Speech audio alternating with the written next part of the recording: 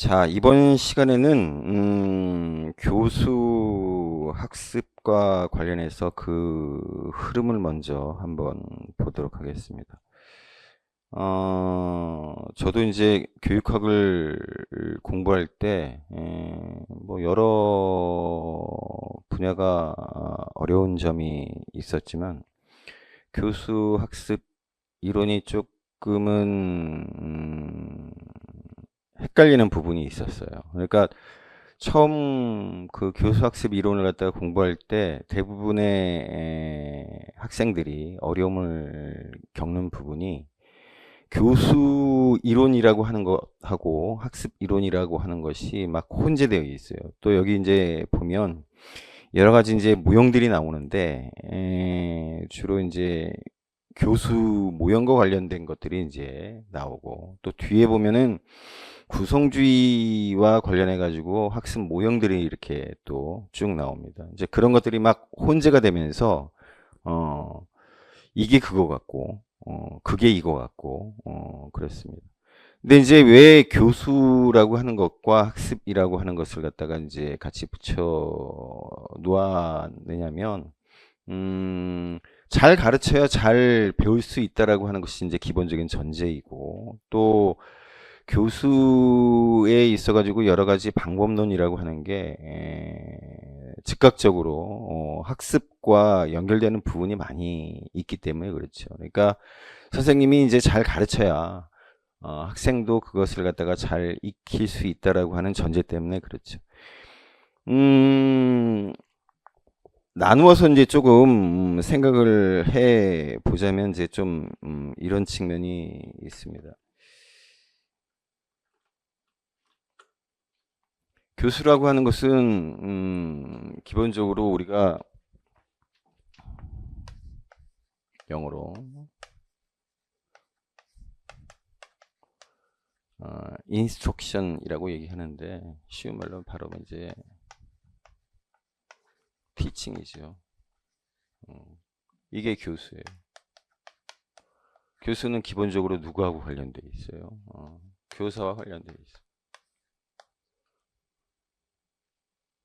우리가 학습은 러닝이에요.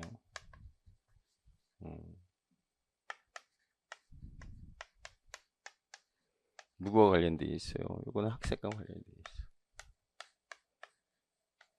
그러니까 엄밀히 따지면은 교수 학습을 갖다가 이제 붙여서 얘기를 하지만 다른 개념이죠. 예. 교수라고 하는 것은 주는 것이고, 그래서 교수는 기본적으로 선생님과 학생이라고 하는 쌍방이 반드시 있어야지 이루어지는 것이 교수예요. 근데 학습은 그렇지가 않아요. 대부분의 경우에 있어서 러닝, 학습이라고 하는 것은 학생의 독자적인 영역에 속합니다. 그렇습니다. 그래서 이제 우리가 흔히 그래요. 공부 잘하는 학생과 공부 못하는 학생의 차이가 뭐냐면 바로 이제 이 학습과 관련이 되어 있어. 학습과. 저도 이제 제 아이를 기르면서 항상 그랬어요. 학교에서도 공부하잖아. 맞습니다. 학교에서도 공부하잖아. 학교에서 얼마나 공부 많이 하는데 4시간 공부하고 5시간 공부하고 6시간 공부하고 맞습니다. 우리가 이제 그것을 공부라고 생각을 해요. 그렇게나 열심히 함에도 불구하고 시험을 보면 점수가 40점도 나오고 50점도 나오고 60점도 나오고 그래요. 학교에서 하는 그 공부만 가지고는 절대 100점을 맞을 수가 없어. 그래요. 선생님과 학생 사이에 있어서 벌어지는 그 수업 사태 가지고 학생은 완전한 의미의 학습에 도달할 수가 없어요. 따라서 좋은 학생이란 바로 이 학습, 스스로 혼자서 하는 공부의 시간이 많아야 된다는 거예요. 아무리 훌륭한 교사를 할지라도 학생이 훌륭하지 않으면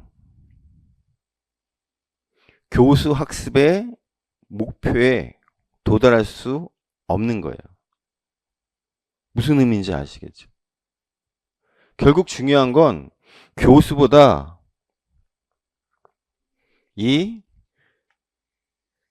학습이라고 하는 것이 훨씬 더 중요하다라고 하는 겁니다. 그래서 대부분의 경우에 있어서 이 학습이라고 하는 것은 우리가 협동, 학습도 얘기하고 여러 가지 학습 방법들에 대해서 얘기를 하지만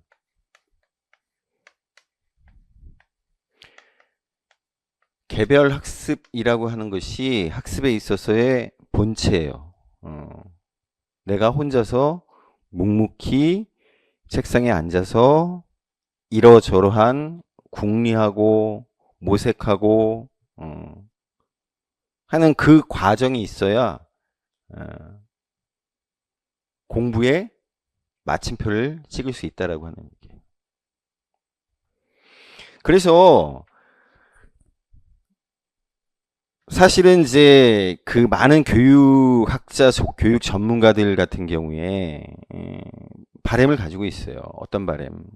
선생님이 어떤 주제, 개념, 이론, 원리에 대해서 쉽게 가르치고 아이는 그 개념, 이론, 원리를 잘 흡수하는 거.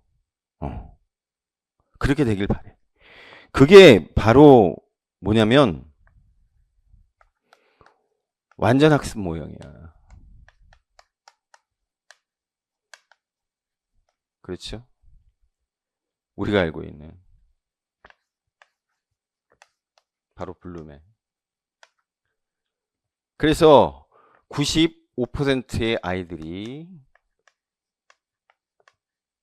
90점을 맞는 거예요. 그래서 완전 학습 모형이라고 하는 것은 기본적으로 분명한 목표라고 하는 것이 있는 거고 거기에 따른 성과라고 하는 것을 생각을 하는 거고 바로 이 평가를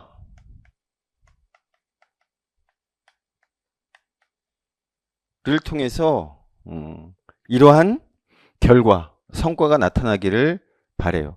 그래서 완전 학습 모형에 있어가지고 이 평가라고 하는 것은 상대평가가 아니야. 뭐예요? 절대평가라고.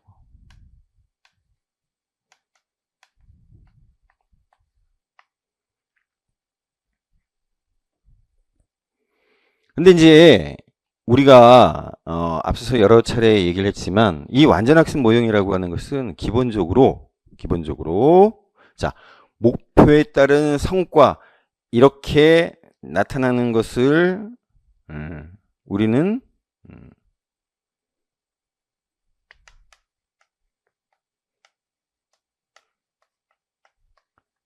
행동주의적 관점이라고 하는 것이 반영됐다고 보시면 돼요.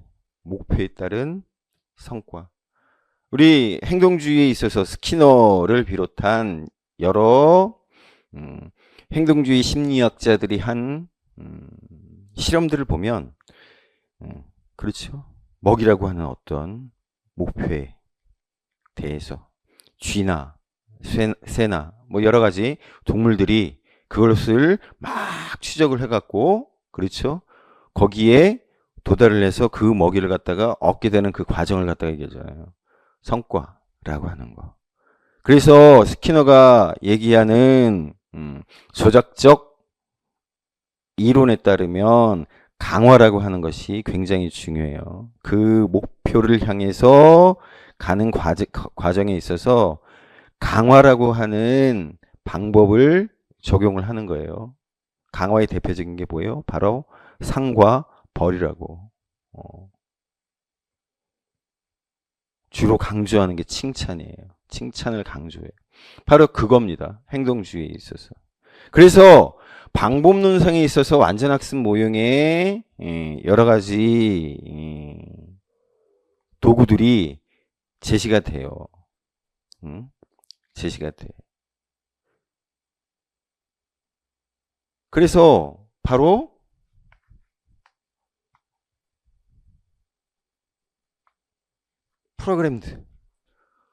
프로그램 학습이라고 하는 거.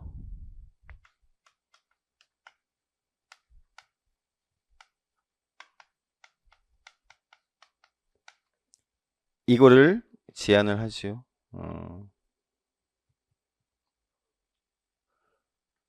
그래서 짜여진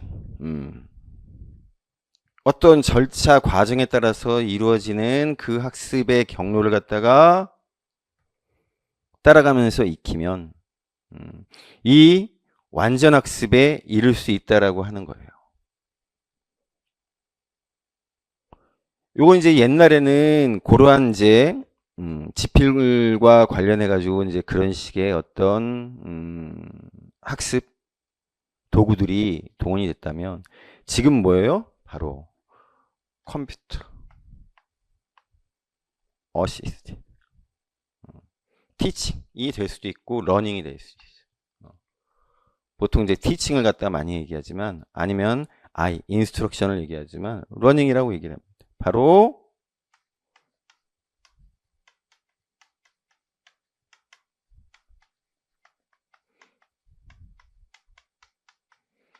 컴퓨터 보조 학습이라고. 두 가지다. 어떤 특징을 가지고 있어요? 컴퓨터. 내 옆에 내 친구가 바짝 붙어 앉아가지고 같이 협동하면서 공부해요? 안 해요. 혼자 공부해요. 혼자 공부하는 거라고. 그래서 완전학습 모형이라고 하는 것은 여기서 나오는 것처럼 바로 개별학습과 관련된 모형, 완전학습 모형이라고 하는 것은.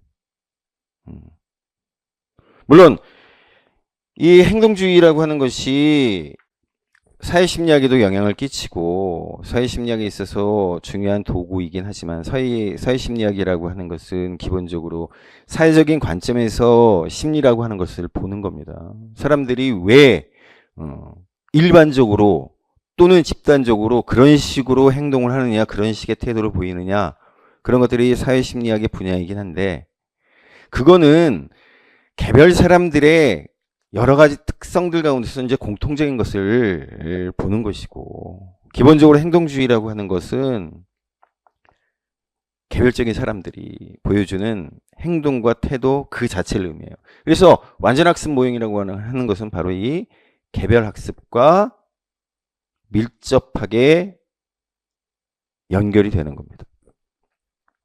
개별학습과 관련되어 있는 거예요. 자, 아까도 얘기를 했었지만 따라서 중요한 것, 학습에 있어서 중요한 부분은 학생이, 여하이, 자기 스스로 개별화된 학습을 얼마만큼 심도 있게 하느냐라고 하는 것이 평가에 따른 성과에 결정적인 영향을 미친다라고 하는 겁니다. 예. 그래서 그런 거예요. 아이들한테 많은 학부모들이 엄청난 사교육을 시켜요. 일타 강사들의 그 강의를 사가지고 아이들이 컴퓨터나 노트북을 통해서 보게끔 해줘요. 그래서 아이들이 그것을 갖다가 다 보는 상황이 되면 야, 우리 아이가 진짜 열심히 공부했구나라고 생각을 하고, 그래서 학교에서 보는 시험에서 만점을 받을 거라고 기대를 하지만 보면은 그렇지 않아. 아이들이 여전히 30점, 40점, 50점이야. 왜 그럴까? 도대체 얘는 맨날 이 컴퓨터 앞에 붙어 앉아가지고 현우진부터 시작해서 수학에 조정식, 영어, 저는 현우진보다 정승재 선생을 좋아합니다. 정승재, 수학, 이런 거. 지금 요새 국어 누가 잘 나가시나? 하여튼 그런 선생님들 딱 붙여가지고 해줌에도 불구하고 아이는 여전히 성적이 그대로야. 왜일까? 왜 그럴까? 요새 이제 그 일타에 해당되는 수학이나 영어 선생님들이 나와서 얘기를 합니다. 거기에 이제 사실은 일정 정도의 답이 있는데 대부분 다 알아요. 그 답을 안다고. 결국은 집중하는 시간이 부족하기 때문에 그래. 그냥 켜놓고 그냥 보는 거야. 켜놓고 보는 거라고. 현우진 선생님이 말씀하시고 정승재 선생님이 말씀하시고 조정식 선생님이 말씀하시는 거 열심히 들어. 그게 공부냐? 그것도 공부가 아니라는 거야. 그거는 학교에서 선생님이 가르치는 거의 연장선일 따름이야. 결국 중요한 건 현우진 쌤의 거를 봤어. 조정식 쌤의 걸 봤어. 그리고 나서는 덮어. 그리고 나서 뭐냐면 조 이분들이 얘기한 거를 가지고 다시 또 혼자 공부하는 시간이 있어야 되는 거야. 그 시간이 없으면 기본적으로 성과라고 하는 게 나타나지가 않아요. 남이 하는 얘기를 갖다가 듣는 거 가지고 내 삶의 패턴이 바뀌고 내 공부의 방식이 바뀌고 내 공부의 성과가 바뀌지 않아. 절대 그렇지 않습니다. 우리 이렇게 보면 유튜브를 통해서든 뭐 이렇게 보면 그 유명한 강사들이 있어요. 인생 강사들. 예. 스님도 계시고 목사님도 계시고 또는 그렇게 전문 강사로서 활동하시는 많은 사람들이 있어. 여자분도 계시고 남자분도 계시고. 근데 중요한 건 그분들이 그렇게 할 때 그 뒤에 이제 수많은 아주머니들도 앉아 계시고 아저씨들도 앉아 계시고 학생들도 앉아 계시고 연예인들도 앉아 계시고 그러면서 그분들이 얘기하는 거에 박장대소하고 손뼉도 막 치고 그러면서 특히나 예능을 하는 연예인들은 맞아 그러면서 과도한 오버 액션을 보여주죠. 자, 그분들 얘기를 듣는다고 해서 내 삶이 바뀌느냐? 안 바뀌어. 그때는 듣는 순간은 통쾌하고 뭔가 내 머리를 스쳐 지나가는 뭔가가 있는 것 같고 야, 내 인생 바뀔 것 같고 그렇지만 결국은 뭐예요? 같이 즐기는 놀이일 따름이야. 거기 이제 들어가가지고 뭐 돈 3만 원짜리도 내고 5만 원짜리도 내고 또 책도 사고 막 이렇게 해갖고 하지만 결국 그 사람들 얘기를 듣고 내 삶은 바뀌지 않아. 왜 바뀌지 않을까? 공부하고 똑같아요. 선생님한테 제가 이렇게 하는 것처럼 들었어. 이야, 역시 명중호 선생님이 잘 가르치신단 말이야. 그걸로 끝? 그걸로 끝이야. 듣고 끝이야. 중요한 건 이 내용을 들은 걸로 끝나면 안 된다고 하는 거. 뭐냐? 이걸 가지고 다시 내가 공부하는 시간이 있어야 돼. 혼자 생각하고 분석하고 점검하고 그러면서 또다시 평가하고 시험 문제를 또 풀어보고 아까는 명중호 선생님이 얘기했던 부분이 이해가 됐는데 해보니까 잘 이해가 안 돼. 왜 그럴까? 왜 그러지? 그래서 다시 아까 봤던 걸 갖다가 들춰보고 이 부분과 이 부분이 연결이 안 됐구만. 내가 이게 이렇게 연결되는 거였네. 내가 요거를 갖다가 놓쳤네. 그럼 어떻게 돼요? 그게 자기 거가 돼. 그러면서 어떻게 돼요? 내 실력은 조금 느는 거야. 많이 늘지 않아요. 조금 늘어. 조금. 왜? 공부는 많이 해야 되거든. 공부는 많이 해야 돼요. 우리가 생각하는 것처럼 공부 조금 한다고 그래갖고 이만큼 늘어나지 않아. 공부 이만큼 하면 요만큼 늘어나. 그게 공부야. 그러니까 공부가 어려워. 공부가 힘들다. 공부 재미있어요? 공부 재미없는 거예요. 음.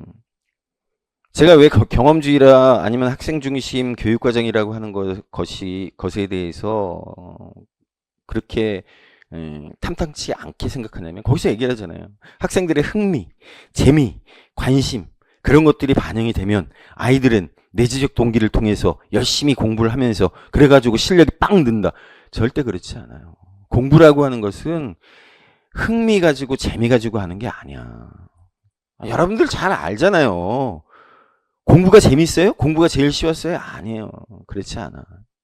우리 인생에 많은 여러 가지 것들처럼 많은 노력과 많은 공을 들여야 이루어지는 거하고 똑같은 것처럼 100번 열심히 한다고 해서 그 중에서 100번 전부 다 되지 않아. 한 개도 안 될 때가 많아. 1000개 막 해봤자 한 개 될까 말까야. 그게 우리는 인생에서잖아. 일정 정도 살아본 사람들 안다. 그게 잘 안 돼. 공부도 마찬가지야. 그나마 공부라고 하는 것은 인생 살아가면서 얻는 성과보다는 좀 더 빨리, 좀 더 많이 얻을 수 있긴 해. 그러니까 공부가 쉽다라고 하는 거야. 인생사보다는 훨씬 쉬운 거야. 여러분들도 이제 교사가 돼가지고, 사회인이 돼서, 직장인이 돼서 학교에서 한번 여러 가지 일들에 접해보세요. 접해보면 공부하는 게 그나마 쉬워. 그나마 성과가 있어. 왜? 왜 성과가 있어요? 시험 자주 보잖아. 나를 갖다가 평가할 수 있는 그 시험들 자주 보잖아. 그러니까는 내가 희열을 느낄 수 있는 일종의 생일 파티 같은 파티들이 불행하지만 그 평가라고 하는 것이 힘들고 하지만 어쨌든 그런 파티들이 곳곳에 있어. 그러니까 나는 거기서 90점도 맞고 95점도 맞고 100점도 맞고 하면서 나는 희열을 느낄 수 있는 성취감을 느낄 수 있는 여러 가지 것들이 그나마 공부는 있어. 그러니까는 공부가 그나마 쉽다라고 얘기하는 거야. 어쨌든 공부는 재미없는 거예요.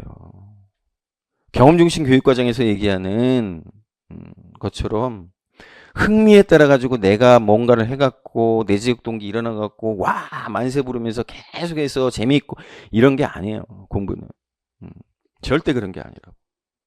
여러분들도 아시다시피 나도 그래. 여러분들 가르치기 위해서 공부하는 거 쉽지 않아요.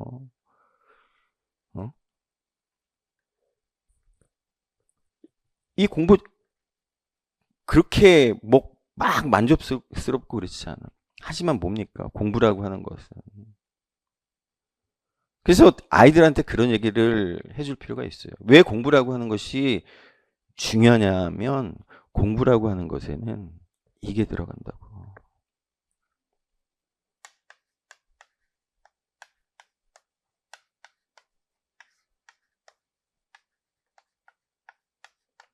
책임감과 의무감이라고 하는 것이 들어가는 거예요. 나는 공부를 해야 돼. 나는 공부를 해야 될 책임이 있고 의무가 있어. 왜? 나한테 학비를 대주는 우리 엄마 아빠 때문에. 그렇죠. 그 부분 굉장히 중요하다고. 누군가에 대한 책임감을 느낀다라고 하는 거, 의무감을 느낀다라고 하는 거. 그런 것도 또 있어요. 이 책임감, 의무감이라고 하는 것에 저변에 깔린 것은 이런 것들이 있다. 이게 나쁜 의미에서 그런 게 아니야. 내가 공부하지 않으면 죄책감을 느끼는 거야. 미안함을 느끼는 거야. 내가 이렇게 하면 이렇게 해도 되나? 내가 이렇게 놀아도 되나? 놀아서는 안 되는 건데. 나 이거 해야 되는 건데. 그래요. 그런 죄책감. 나쁜 죄책감이 아니라고. 내가 해야 될 일을 갖다가 하지 않았기 때문에 느끼는 죄책감이라고 하는 것은 건강한 거야. 그게 뭐예요? 이 죄책감, 책임감, 의무감이라고 하는 것은 뭐하고 연결되냐면 성실과 연결돼. 성실한 사람의 특징이 뭐겠어요? 성실한 사람의 특징. 뭐 천사 같은 마음? 아니야. 하기 싫어. 누구나 그래요. 하기 싫다고. 누구나 더 자고 싶어. 누구나 놀고 싶다고. 이제 성인이 되고 하니까 친구들하고 어울려가지고 얼싸덜싸 술 좋아하는 친구들은 술 먹고 파티 좋아하는 친구들은 응? 파티 비슷한 거 이렇게 하면서 어? 토요일 일요일이면 요즘 핫하다는 응? 성수동으로 또 어디로 돌아다니면서 놀면서 그렇죠. 여성분들 같은 경우에 그런 여러 가지 팝업 그런 데 가서 재미있는 거 예쁜 거 구경하고 남성들은 뭐예요? 야구장 가서 여성들도 야구장 가서 야구장 가서 내가 좋아하는 서울이니까 LG 나는 지방에서 올라왔으니까 나는 한화 돈 좀 있으면 그 푸른 유니폼 사가지고 입고서 막 응원하고 또 거기서 맥주 한 잔 탁 먹고 또 오늘 이겼어. 이야 우리 2차 가는 거야. 그래가지고 그 종합운동장 근처에 있는 신천이 이런 데 가가지고 또 한 잔 탁. 누구나 그렇게 하고 싶어. 누구나 그렇게 하고 싶어. 하지만 왜 그렇게 안 합니까? 왜? 이것 때문에 그래. 내가 이렇게 해도 되나? 내일 회사 출근해야 되는데 오늘 기아 이겼다고 한화 이겼다고 LG 이겼다고 애들하고 몰려가가지고 친구들하고 몰려가가지고 2차 가가지고 또 막 부어라 마셔라 막 해갖고 술 12시도 좋고 1시도 좋고 그렇게 술 마셔야 돼요? 아니야 그렇게 하면 안 되는 거야. 왜? 나는 내일 출근해야 돼. 내일 학교 가야 돼. 내일 무슨 일을 해야 돼. 내일 아르바이트 가야 돼. 그러기 때문에 어떻게 돼요? 나를 자제하는 거야. 그렇게 하면 안 된다라고. 공부라고 하는 과정이 바로 이걸 키워주는 거예요.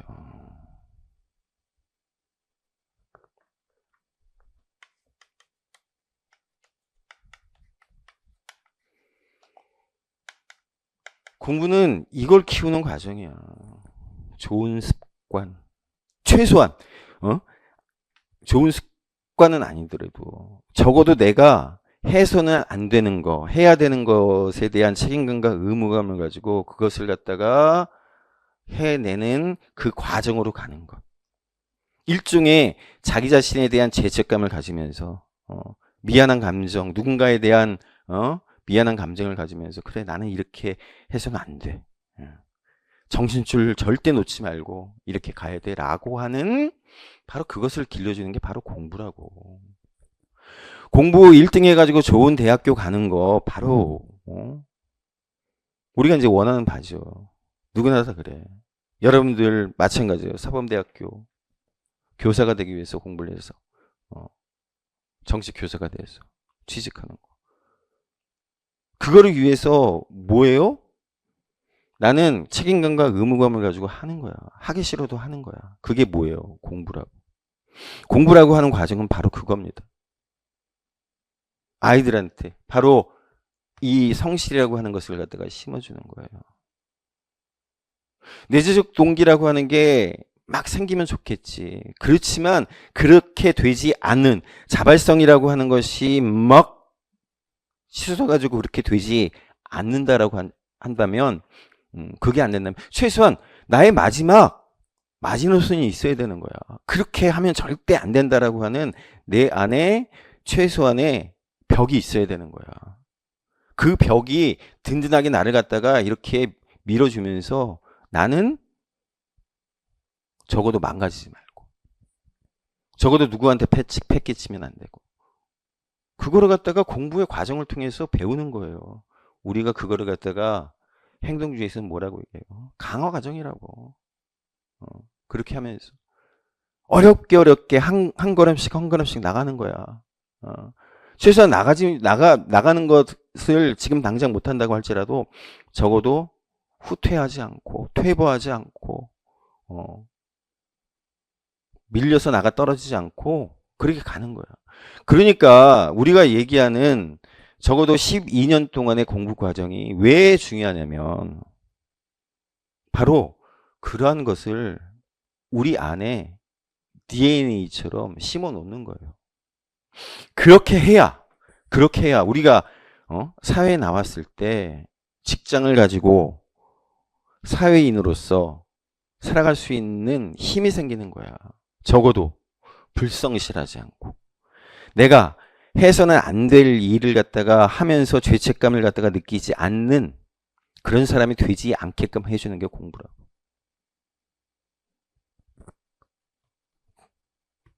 여러분들 무슨 말인지 잘 알 거예요. 학교에 가가지고 아이들한테 심어줘야 될 가장 중요한 부분이에요. 누구나 다 1등 하지 못해. 여기 완전학습 모형에서 얘기하는 것처럼 누구나 1등 되지 못해요. 누구나 95%의 아이들이 90점 다 수맞는 그런 일은 절대 벌어지지 않아. 절대 벌어질 수가 없죠. 대부분의 아이들에 있어가지고 중요한 건 다 평균 내지는 평균 이하야. 다 대학 못 갑니다. 다 대학 못 간다라고 하는 의미가 뭔지 알 거예요. 적어도 그 대학의 졸업장을 가지고 어디 가가지고 비빌 수 있는 내놓고 저 이 대학 나왔어요. 그래가지고 그거 가지고 비비면서 적어도 그럴싸한 직장에 어플라이 할 수 있는 응시할 수 있는 학생들은 전체 100명 가운데서 10명이 채 안 돼. 사실. 그래요. 그렇다라고 한다면 나머지 90명의 아이들은 뭘 해야 되느냐. 뭘 해야 되겠어. 이거를 쌓아야 돼요. 이거를. 공부 과정을 통해서. 성실함. 건강한 죄책감을 가지고 적어도 내가 망가진 사람으로 내 인생을 살아가면 절대 안 된다라고 하는 것을 이 공부 과정을 통해서 배워야 돼. 그게 공부하는 이유예요. 다른 게 아니야. 자, 그래서 이 완전학습 모형에 기반한 이 얘기는 사실상 꿈 같은 얘기예요. 그리고 이제 우리가 알고 제가 말씀드리다시피 흥미에 기반한 경험 중심 교육 과정이라고 하는 것이 꿈 같은 얘기야. 그렇게 될 수가 없어. 왜? 우리의 공부, 인생사라고 하는 것은 절대 자발성에 기반해가지고 그렇게 이루어지지 않기 때문에 그렇습니다. 대부분의 학생들, 친구들은 이 개별학습이라고 하는 과정을 갖다가 심도 있게 해내지 못해. 대부분의 학생들에 있어가지고는 저 과정을 갖다가 버거워해. 하기 싫어해. 근데 해낼 수 있는 과정이 분명히 있어요. 그거는 시험 제도라고 하는 것이 적어도 그것을 가능하게끔 해줘야 돼. 지금과 같이 수시가 있고 제가 말씀드린 것처럼 엄마의 경제, 아빠의 경제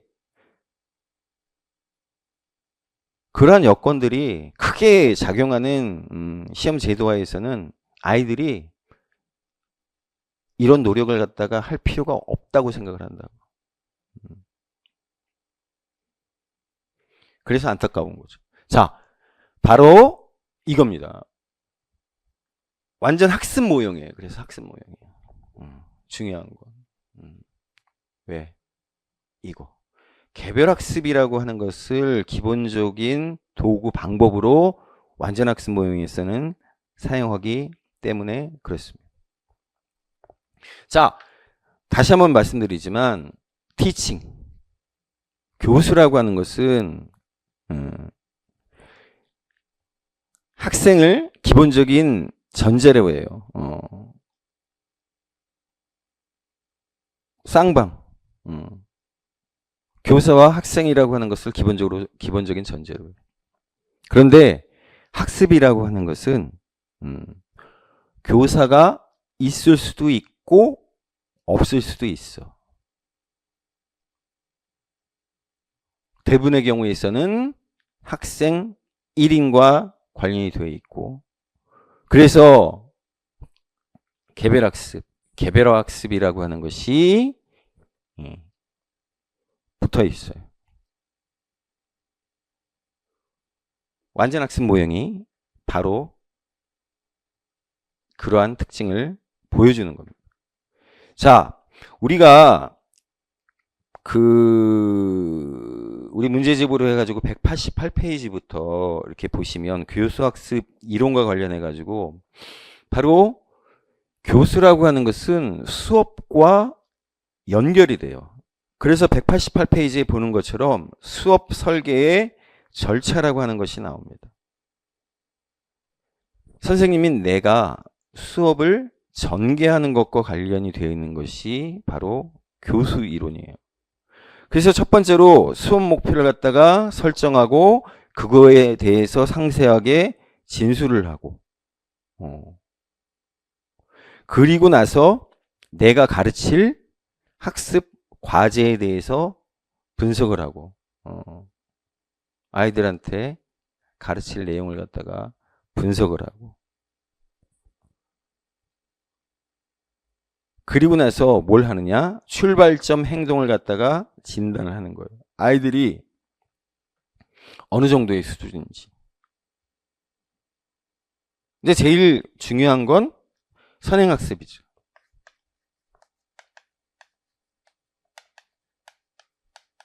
선행학습의 정도. 또는 선수학습.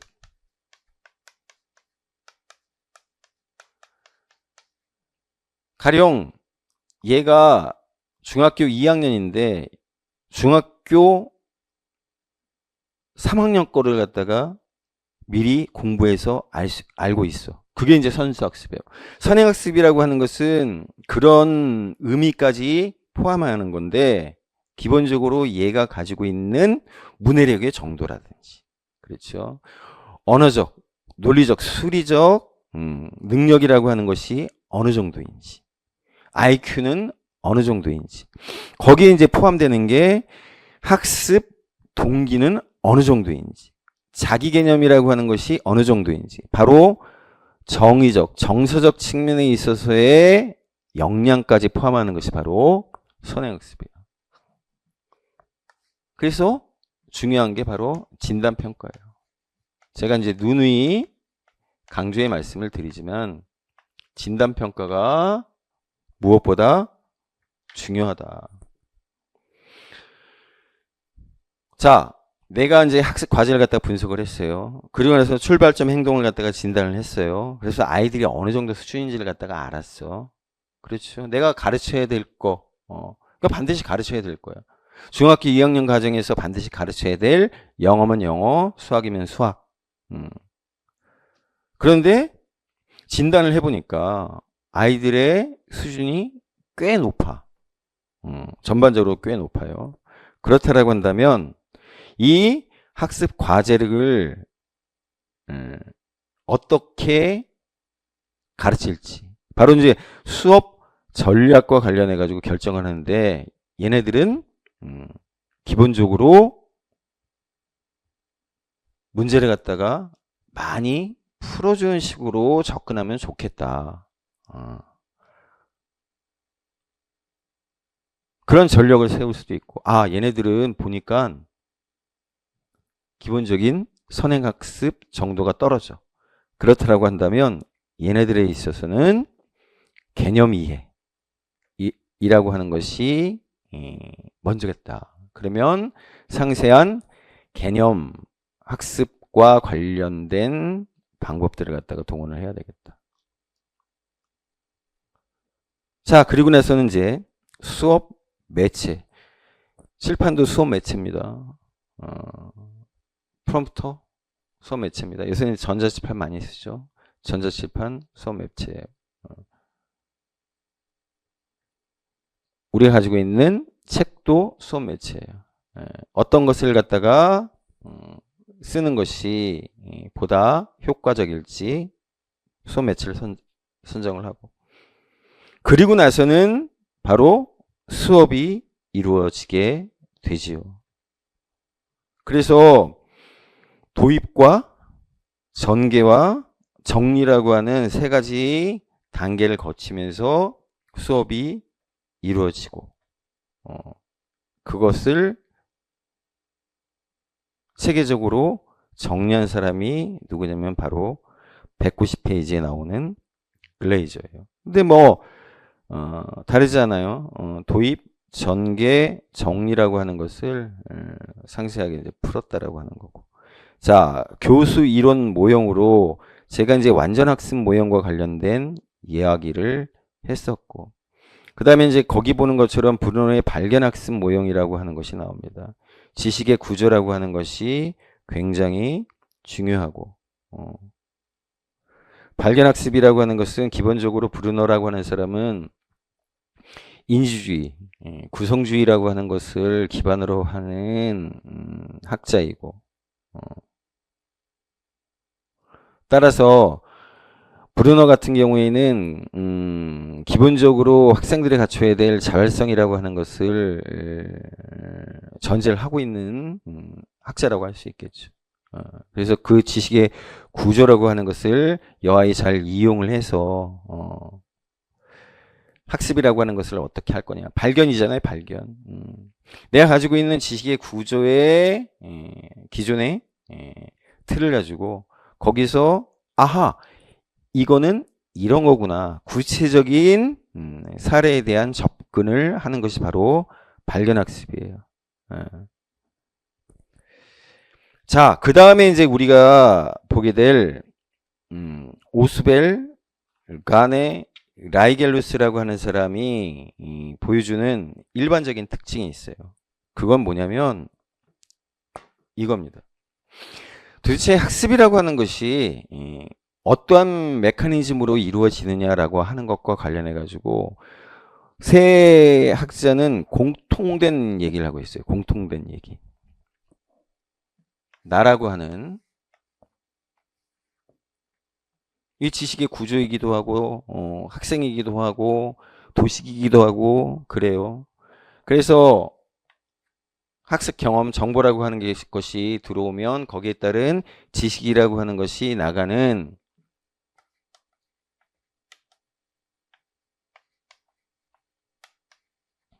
그래서 이 프로세스에서 바로 학습이라고 하는 것이 이루어지는 겁니다. 당연히 교수도 이루어지는데 이 단계에서 교수 학습이 연계될 수가 있기도 하고 그 앞에 이루어질 수 있기도 하는데 어쨌든 같이 가는 거니까 중요한 건 바로 이제 이 학습이에요.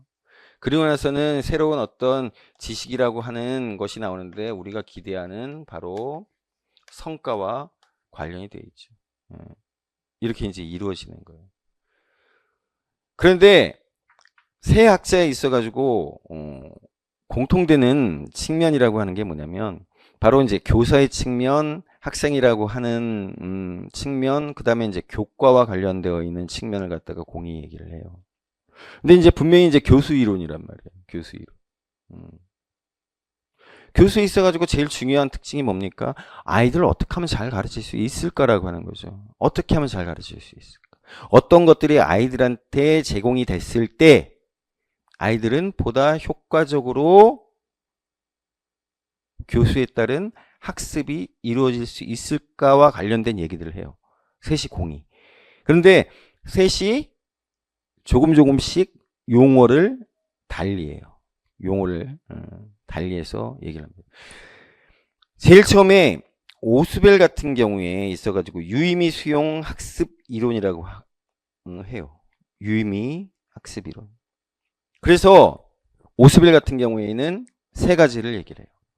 교육과정, 교과라고 하는 측면에 있어서 논리라고 하는 거. 교과라고 하는 것이 얼마만큼 논리적으로 잘 구성이 되어 있느냐.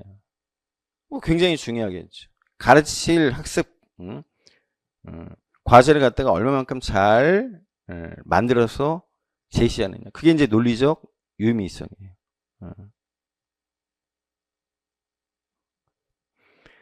자, 두 번째는 그것을 갖다가 수용하는 인지적 측면에 있어서 학생이 얼마만큼 잘 형성이 돼 있느냐라고 하는 것을 강조를 해요. 세 번째는 심리적인 측면에 있어서 학생들이 얼마만큼 잘 갖춰져 있느냐. 대표적으로 동기. 다른 말로 이제 학습 태세, 자발성의 정도, 이런 것들이 바로 오스벨이 강조하는 세 가지 요소라고. 자, 우리 책으로 보면 220페이지로 가서 그 3번 문제예요. 3번 문제. 오스벨이 유의미 학습의 조건으로 제시한 개념 세 가지. 논리적인 유의미성, 제가 말씀드렸죠. 교과와 관련되어 있는 거. 두 번째는 인지 구조적으로 관련 정착 의미라고 얘기하는 거. 선행학 학습 정도예요. 선행학습이 얼마만큼 이루어졌는지. 세 번째는 심리적 유의미성, 학습 태세, 자세, 성향, 동기, 이런 것들이 얼마만큼 잘 갖추어져 있느냐라고 하는 겁니다. 오스웰은 바로 이제 그 의미를 중요시 여기죠. 바로 그것에 대해서 가네 같은 경우에는, 자, 학습의 외적 조건하고 학습의 내적 조건을 얘기하는데, 바로 그 222페이지에 나오는 것처럼 학습의 내적 조건이라고 하는 측면에 있어서 선행학습과, 그렇죠, 학습 동기와 자아개념 세 가지를 얘기를 해요. 우리가 얘기하는 오스벨이 얘기했던 논리적 유의미성이라고 하는 것은 위에 나오는 학습의 외적 조건과 관련이 되어 있을 겁니다. 거기에는 이제 교사의 수업 방법이라고 나오는 건데, 수업 방법이 뭐겠어요? 교육 과정이 제시하고 있는 그 기준에 따라서 이루어지는 게 바로 교사의 수업 방법이니까. 그렇죠? 바로 이제 그러한 의미에 있어서 중요한 것이 바로 외적 조건과 내적 조건, 특히나 내적 조건이 중요하겠죠. 자, 여기 있어서 오스벨은 중요한 것을 강조를 해요. 뭘 강조하느냐면, 자, 우리가 이제 기본적으로 도식이라고 하는 것을 갖추어 놓고 학생들은 학습을 갖다가 하게 되지만, 이것이 잘 갖춰져 있는 친구들 같은 경우에는 굉장히 공부를 갖다가 잘할 가능성이 높지만, 그거는 너무 학생들한테 일방적인 많은 것들을 갖다가 부여하는 거 아니겠어요? 그래서 오스웰 같은 경우에는 221페이지에 나오는 것처럼 바로 선행 조직자라고 하는 것을 여기에 집어넣는 거예요. 교사가 선행 조직자.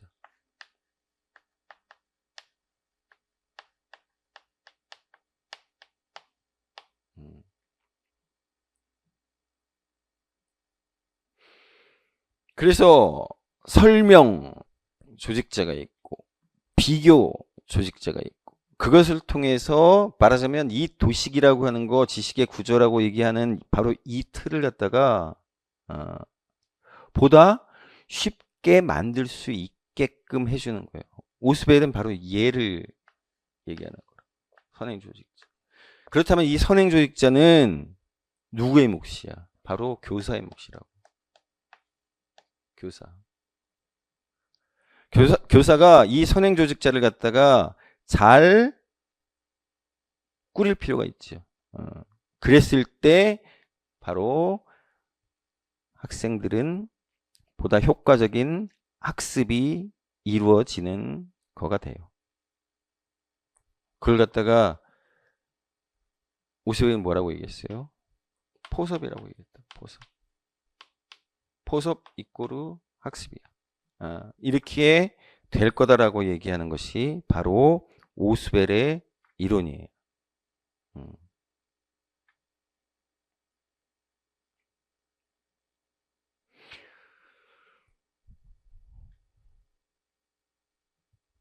자, 그렇게 됐을 때 오스웰의 얘기에 따르면 거기에 따라서 포섭이 이루어지고, 여기에서 우리가 얘기하는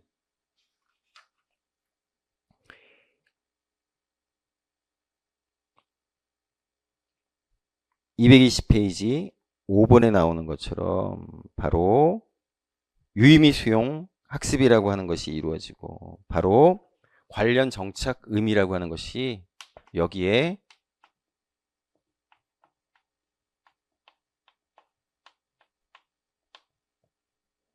생겨나게 되는 거예요. 우리 뒤에 나오겠지만 이게 바로 앵커. 우리 구성주의 학습 이론에 나오는 바로 이 앵커. 자, 관련 정착 의미와 같은 앵커라고 하는 것이 만들어지는 거고 바로 저게 이제 우리가 흔히 얘기하는 도식이 되는 겁니다. 그래서 간해 같은 경우에는 그렇게 학습의 외적 조건하고 학습의 특히 학습 내적 조건을 얘기를 하고 그거를 통해 가지고 학습의 성과로서 5가지 학습 영역에 여러 가지 것들이 만들어지게 된다라고 하는 걸 갖다가 이제 얘기를 하는 거고요. 그 다음에 그 225페이지에 나오는 것처럼 라이겔레스라고 하는 사람이 그 교수 이론으로 바로 조직 전략과 전달 전략, 관리 전략을 갖다 얘기하는데 중요한 것이 바로 이제 조직 전략이 돼요. 한 가지는 바로 개념 학습이 되는 거고 또 한 가지는 정교화예요.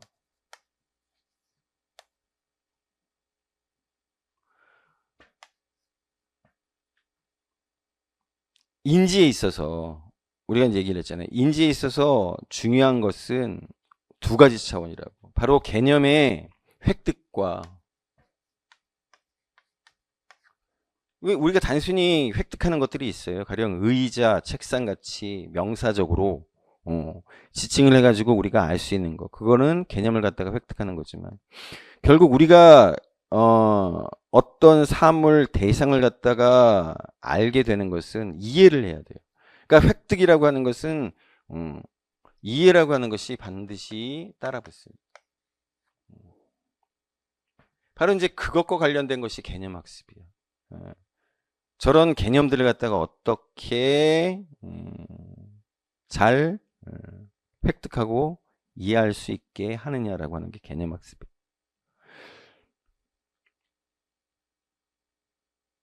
그런데 우리의 경우에 있어서 저 개념을 갖다가 보다 더 쉽게 받아들이는 방법은 이 정교화라고. 정교화는 뭐예요?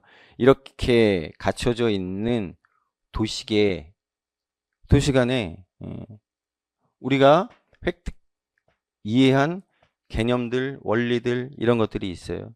그런 것들과 연결 지어 가지고 보다 쉽게 대상이나 사물을 갖다가 알 수 있게끔 되는 거.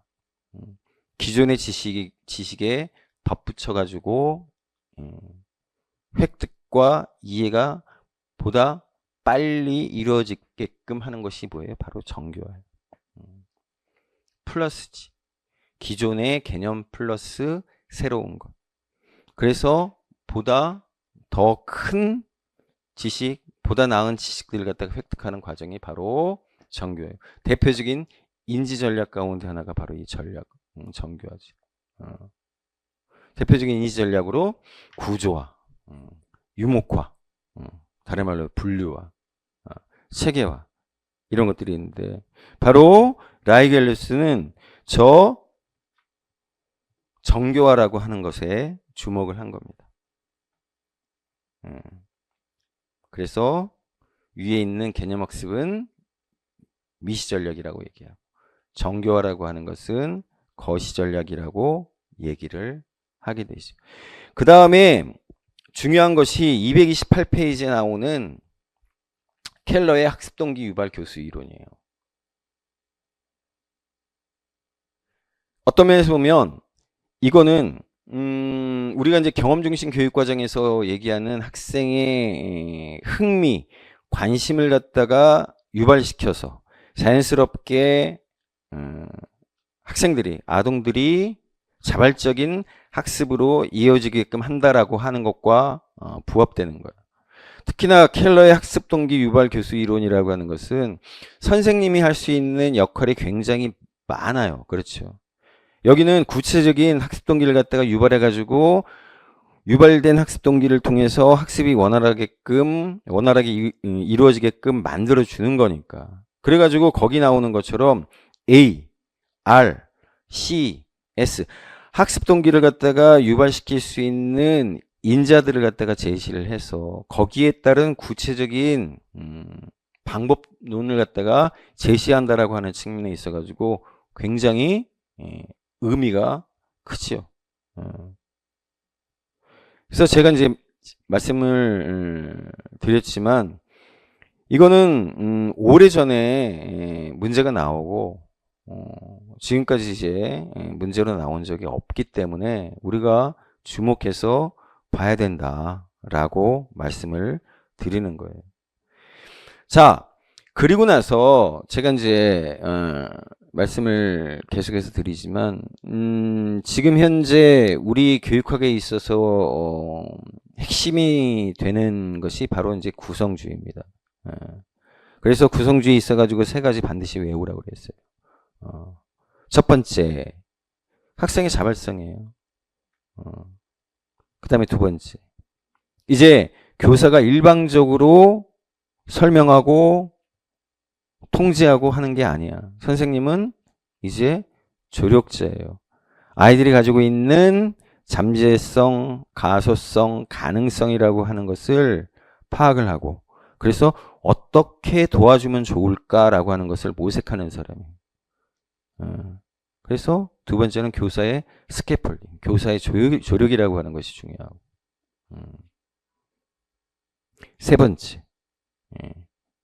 교과라고 하는 것이 가지고 있는 특징과 관련되어 있는 거. 학습할 내용과 관련해가지고 그 학습 내용이라고 하는 것은 어떤 거예요? 실제적 문제 상황과 관련되어 있고 바로 실제적 문제 상황이라고 하는 것을 활용을 해서 학습을 해야 된다라고 하는 것이 구성주의에 있어서의 세 번째. 그 다음에 이제 여타의 것이 이제 들어가긴 하는데 학습 목표를 갖다가 함께 설정해 가지고 학습 과정을 갖다가 한다든지 또는 방법론적으로 협동학습이라고 하는 것을 이용한다든지. 왜냐하면 협동학습이라고 하는 것이 가지고 있는 특징이 경험중심 교육과정의 모토와 일치를 해요. 그래서 협동학습을 통해서 아이들의 흥미 유발을 더 끌어올릴 수 있고 또 한 가지는 공동체성, 민주성, 사회성 이런 것들을 갖다가 기를 수 있다라고 하는 측면에서 협동학습이 가지고 있는 장점이 있기 때문에 협동학습을 갖다가 집어넣기도 하죠. 우리 대표적으로 우리 황윤환 교수가 그렇습니다.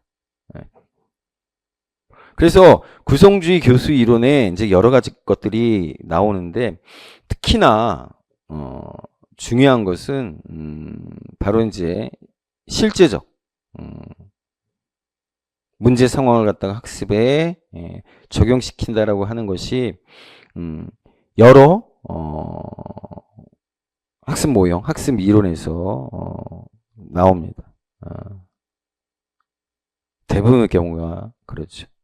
그 다음에 이제 스캐폴딩을 강조하는 측면들. 그래서 자원 기반 학습, 조나센의 구성주의 학습 환경 설계 모형 이런 것들은 바로 이제 실제적 문제 상황과 관련해 가지고 제시될 수 있는 이론들이에요. 그 다음에 이제 교수 방법으로 강의법이라고 하는 것은 기본적으로 교과 중심 교육과정, 교사 중심 교육과정이라고 하는 거고 그 나머지 것들은 전부 다 경험 중심 교육과정과 연관이 돼요. 경험 중심 교육과정. 그리고 그 가운데서 우리가 이제 주목해야 될 것이 바로 이제 245페이지에 나오는 구안법 프로젝트 기반 수업이라고 하는 것. 바로 이제 프로젝트 기반 수업은 뭐 여러 가지가 있겠지만 협동학습이라고 하는 것이 기본적으로 전제가 돼요. 프로젝트 기반 수업이라고 하는 것은. 그 프로젝트라고 하는 것은 혼자 수행하지 않고 여러 학생들이 함께 모여서 진행을 하는 거죠. 또 한 가지, 앞쪽에서 얘기를 했었지만 바로 그 프로젝트를 갖다가 진행시키는 과정에 있어서 바로 학습의 목표 이런 것들을 갖다가 학생들 스스로 결정을 하게끔 되어 있죠. 또 한 가지, 프로젝트라고 하는 것은 내가 관심이 없거나 내가 흥미가 없으면 이루어질 수 없죠. 아이들이 관심 있는 주제를 찾아서 자기네들이 목표를 설정하고 진행시키는 거기 때문에 바로 프로젝트 기반 수업이라고 하는 것은 우리가 앞서 얘기했던 구성주의 학습 이론과 상당히 밀착되어 있는 수업 방법이라고 얘기할 수 있어요. 그리고 제가 이제 계속 강조하지만 2024 교육부 업무보고에서 프로젝트 기반 수업에 관련된 내용을 강조하고 있다라고 하는 것을 여러분들 기억을 해 두시기 바랍니다. 자, 그리고 프로그램 학습과 개별 학습은 그대로 이제 연관이 되고 협동학습과 관련된 내용들 잘 보시기 바래요. 그 다음에 교수 설계 모형 쭉 나오죠. 이거 같은 경우에는 이미 이제 문제로 최근에 나왔었기 때문에 나올 가능성은 이제 거의 없다고 보면 되고, 교육공학과 관련된 문제도 최근에 집중적으로 나왔어요. 그럴 수밖에 없었던 게 이제 우리 이제 불행하게도 우리가 그 코비드 코로나를 겪으면서 아이들이 학교 현장과 유리될 수밖에 없었고, 그래서 아이들이 어쩔 수 없이 원격 학습을 갖다가 하게 되는, 그래서 스마트 학습, 이러닝이라고 하는 것에 의존하게 되는 한 2년 동안의 시간이 있었어요. 그러다 보니까 교육 현안으로 계속해서 바로 이 교육공학과 관련된 문제들이 주요하게 계속해서 3년 연속으로 나왔죠. 3년 연속으로 나왔고,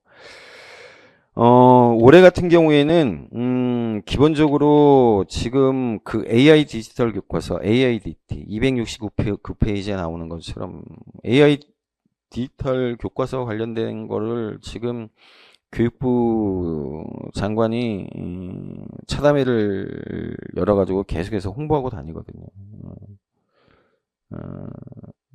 교육부 장관이 그 정도로 이제 지금 반대가 교육 현장에서는 반대의 목소리도 굉장히 큽니다. 그러함에도 불구하고 저렇게 강조하고 다니는데 교육 공무원들 입장에서는 야, 이거를 갖다가 어떤 식으로 좀 뭘 해볼까 그러면은 의견 제시를 하겠죠. 교육 전문가들한테 AIDT와 관련된 문제를 갖다가 꼭 내주셨으면 좋겠는데 뭐 이런 식의 얘기를 갖다가 할 가능성이 굉장히 높아요. 공무원들의 성향으로 볼 때. 그래서 AIDT와 관련된 내용은 우리가 기본적으로 잘 숙지를 해야 되고, AIDT는 이제 여기 이제 장점 내지는 뭐 여기서 강조하는 것처럼 학생들의 흥미를 갖다가 유발하고 관심사를 갖다가 반영한다라고 하는 측면에 있어서 AIDT의 장점으로 이제 부각을 하는 거거든요. 그리고 바로 이제 앞쪽에 나오는 것처럼 그 플립드 러닝,